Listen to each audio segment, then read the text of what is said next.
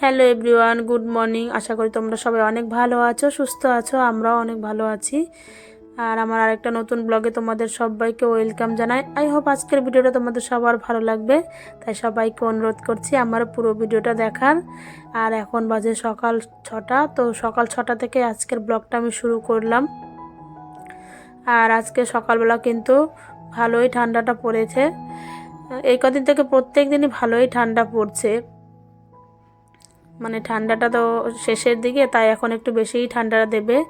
তো মাঘ, আর এখনও ধরো মাঘ মাসটা পুরো শীত পড়বে, আর ফাল্গুন মাসের প্রথম দিকে হালকা হালকা ঠান্ডা কমে যাবে। আর যখন সরস্বতী পুজো চলে যাবে ভাববে একদমই ঠান্ডা চলে গেল। মানে একদমই না, যতদিন শিবরাত্রি পুজো না হবে, মানে শিবরাত্রি না হবে ততদিন ঠান্ডা থাকবে। শিবরাত্রি হোলি গেলেই পুরো ঠান্ডা একদম চলে যাবে। আর মনে হয় আমার কাছে গরমের দিনটাই বেশি ভালো লাগে। ঘর দুয়ার দেখবে একটু হালকা হালকা ভাব লাগে, কারণ শীতের দিনে সারা ঘরে সোয়েটার, চাদর, ব্ল্যাঙ্কেট এগুলোতে পুরো ভরে থাকে। ঘরটা মনে হয় জাম জাম, কেমন একটা গুমট গুমট লাগে। ঘর তোর জানলার দরজা ঠিক মতো খোলা যায় না, বাইরের হাওয়া সকালবেলা ভয়ে জানলা খুলতে পারি না। তবে আমি আজকে জানলা দরজা সব সকাল সকালই খুলে দিলাম, কারণ বাইরের আলো বাতাসটা একটু ঘরে ঢুকলে না কাজ করতেও ভালো লাগে, মনটাও ভালো লাগে। বাইরের পরিবেশটাও দেখা যায়, হালকা রোদটাও ঢোকে।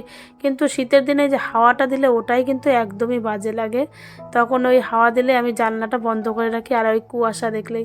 কিন্তু আজকে দেখলাম অতটা সকালবেলা হাওয়াও নেই আর কুয়াশাও নেই, তাই ঘরের জানলাগুলো পুরো খুলে দিলাম। আর ঘরের বাইরের রোদটা একটু ঘরে পড়লে ভালোই লাগে, কাজকর্ম করতেও ভালো লাগে, নিজের শরীরটাও ভালো লাগে। তো তোমাদের সঙ্গে গল্প করতে করতে অনেক কিছুই তো করে ফেললাম আমি। আজকে সকালবেলা ঘুম থেকে উঠে আগে নিজে ফ্রেশ হয়ে বাসি জামা কাপড়টা ছেড়ে নেব, তারপরে কাজকর্ম হাত দেবো। এখনও কোনো বাসি কাজকর্মতে কোনো কিছুতে হাত দিইনি, এখনই শুরু করবো। আগে নিজে ফ্রেশ ট্রেশ হয়ে নিই। আর সকালবেলা যতক্ষণ দেখবে নিজে ফ্রেশ ট্রেশ না হবে না, ততক্ষণ কাজে মন বসে না। আর নিজেরও কেমন একটা লাগে যে বাসি জামা কাপড় পরে কাজ করব, নিজেরও ভালো লাগে না। তাই আগে সকালবেলা প্রত্যেক দিন আমি ঘুম থেকে উঠেই দরজা জানলা খুলে ঠাকুর নমস্কার করে নিই আগে, তারপরে ফ্রেশ হয়ে বাসি কাজকর্মে হাত দিই।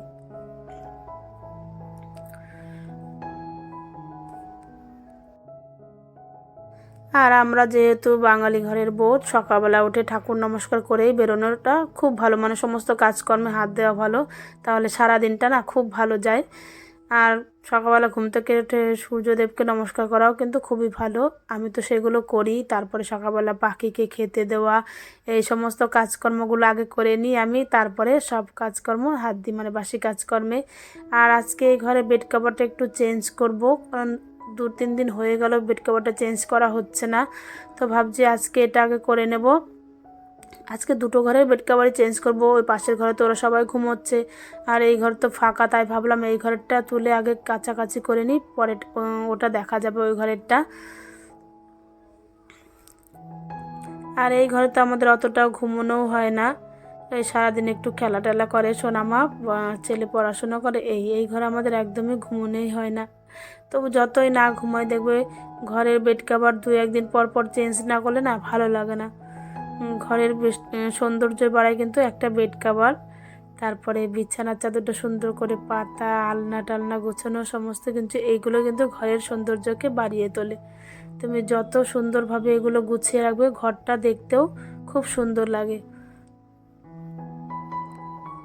আর সংসারের কাজকর্ম করতে কিন্তু ভালোই লাগে, দেখবে কিভাবে যেন সময়টা কেটে যায় সারা দিন রাত, নিজেই বুঝতে পারি না। সংসারের এই কাজ ওই কাজ করতে করতে সারাদিনটা যে কিভাবে কেটে যায় সত্যি বুঝতেই পারি না। কাজ না করলে মনে হয় সময়ই কাটবে না আমাদের, মানে আমাদের গৃহপতিদের, যাদের ঘরের কাজ করতে করতে অভ্যাস হয়ে গেছে ঘরটা। আর সব সময় কাজকর্ম নিয়ে থাকাটাই ভালো, এতে মন মেজাজ শরীর দুটোই ভালো থাকে। আর আমি জামা কাপড়গুলো একটু ভিজিয়ে রাখি, মানে যেগুলো বেড কভারটা চেঞ্জ করলাম সেটা আগে ভিজিয়ে রাখলে তাহলে আমার এদিকে বাসি কাজকর্ম সারতে সারতে জামা কাপড়টা একটু ভিজেও যাবে ভালো মতো, আর পরিষ্কারও হবে ভালো। তাই ভাবলাম আগে এটাকে ভিজিয়ে রাখি। আর আমার প্রত্যেক দিনই শীত গরম 12 মাসই প্রত্যেক দিনই কাচাকাচি থাকবেই। একদিন যদি জামা কাপড় না কাচি মনে হয় যেন একটা কাজ নেই, কি যেন একটা কাজ নেই, আমার এমন মনে হয়। যদি একদিন জামা কাপড় কাচাকাচি না করি, সেটা অল্প বেশি হোক, আমি প্রত্যেক দিনই কাচাকাচি করি, কারণ এগুলোও আমার কাজের মধ্যে, প্রত্যেক দিনের কাজের মধ্যে পড়ে। আর যেদিন না করব আমার মনে হয় যেন কি একটা কাজ করিনি। তো ওদিকে জামা কাপড়গুলো ভিজিয়ে রাখলাম, ততক্ষণে ভিজুক, আর এদিকে আমি ততক্ষণে বাসি ঘরটর ঝাড় দিয়ে নিই। এখনও তো বাসি ঘরটর ঝাড় দেওয়া হয়নি, আর রান্নাঘরে এখনও যাইনি। ভাবছি এইগুলো কাজ করে, ঘরের কাজগুলো আগে করে নিই, তারপর রান্নাঘরে যাব। আর রান্নাঘরে আজকে অতটাও কাজ নেই, কারণ এই কদিন ধরে আমি রাত্রেবেলায় বাসনটা মেজে রাখছি। সকালবেলা অতটা চাপ থাকে না, তাহলে যদি রাত্রিবেলা বাসনটা মেজে রাখি। আর গরমের দিনে তো কোনো প্রবলেমই হবে না আমার, শীতে যতটা কষ্ট হচ্ছে গরমের দিনে একদমই হবে না। তখন একদম টাইম একদম সব ঠিকঠাক থাকবে, কারণ তখন ঘুম থেকেও একটু তাড়াতাড়ি উঠবো। আর এই শীতে তো ঘুম থেকে উঠতে অনেকটা দেরি হয়ে যাচ্ছে, তারপরেও এই সময়ের মধ্যে আমি কাজগুলো পুরো কমপ্লিট করে নিচ্ছি। আমি এই 1-1.5 ঘন্টার মধ্যে পুরো সব কাজ আমি কমপ্লিট করে নিচ্ছি, কিন্তু ঘরের বাসি কাজকর্ম। বললাম না আজকে বেশি বাসন কোসন নেই, এই শুধু এই সবজি ঢাকা, যে তরকারি ঢাকা ঝুড়িগুলো, এগুলোই একটু ধুয়ে টুয়ে দেবো, আর একটু চায়ের বাসন কোসন আছে। তাছাড়া সমস্ত কিছু কিন্তু আমার ধোয়া মাজা হয়ে গেছে রাত্রে। আর এটো বাসন কোসন ঘরে না রাখাটাই ভালো, কারণ মা লক্ষ্মী নাকি রেগে যায়, আমি শুনেছি ঘরে যদি এটো বাসন কোসন থাকে। তা তাই আমি চেষ্টা করি সব সময় রাত্রেবেলায় মেজে রাখার। আমার মাকেও দেখি, আর দেখেও এসেছি আগাগোড়ায়, যে মা কাকি সবাইকেই দেখে এসেছি যে ওরা খাওয়া দাওয়ার পরে রাত্রেবেলায় বাসন মেজে রাখে। কিন্তু এখন এমন একটা দিন পড়েছে আমাদের, মানে কি বলবো, সমস্ত কাজই আমরা ভাবি পরে করব পরে করব, কিন্তু না, যখনকার কাজ তখন করে রাখাই ভালো। মানে বাসন কোসন ঘরে না রেখে দেওয়াটাই ভালো, যখনকার বাসন তখন তো মেজে নেওয়া ভালো। আর তারপর দেখো স্নান পুজো সেরে আমি রান্না করতে চলে এলাম। আর আজকে এনেছে ভোলা মাছ, তো ভোলা মাছের ঝাল করব। তার জন্য একটু সর্ষে গুঁড়ো ভিজিয়ে নিচ্ছি, কারণ সর্ষে গুঁড়ো আমি এর আগে একদিন রেসিপি দিয়েছিলাম যেভাবে, সেইভাবেই করব আজকেও মাছটা।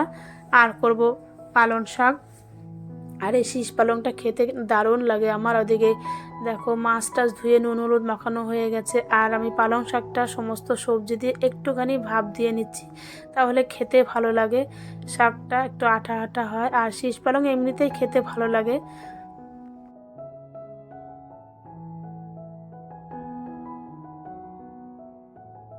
তো এদিকে শাকটা ভাপ দিয়ে একটু ফোড়ন দিয়ে রান্না করে নিলাম। আর এদিকে দেখো মাছটাও বসিয়ে দিয়েছি, পেঁয়াজ রসুন আদা লঙ্কা যা যা লাগে, জিরে গুঁড়ো ধনে গুঁড়ো সর্ষে গুঁড়ো, মানে যেমন করে ভোলা মাছের ঝাল করে সেই রকমভাবে করলাম। আর এইভাবে খেলে যে কি ভালো লাগে, কি ভালো লাগে, আর অন্য কিছু একদমই খেতে ইচ্ছে করবে না যদি এই ভোলা মাছ একবার এইভাবে রান্না করে খেয়ে দেখো। ভোলা মাছের ঝাল আমি এর আগে একদিন দিয়েছি রেসিপিটা, তোমরা সবাই দেখলে দেখতে পারো আমার চ্যানেলে গিয়ে।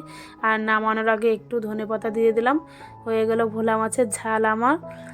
তারপর দুপুরবেলা খাওয়া দাওয়া করে আমি একবার সন্ধ্যাবেলা তারপরে একটু সারা ঘরে ধোয়া দিয়ে দিচ্ছি। আর এই ধূপের গন্ধটা এতটাই ভালো লাগে আমার, আর সন্ধ্যাবেলা একটু ধূপের ধোঁয়াটা দেওয়া খুব ভালো। তারপরে সন্ধ্যাবেলা একটু পাস্তা করে নিচ্ছি, সন্ধ্যাবেলার টিফিন।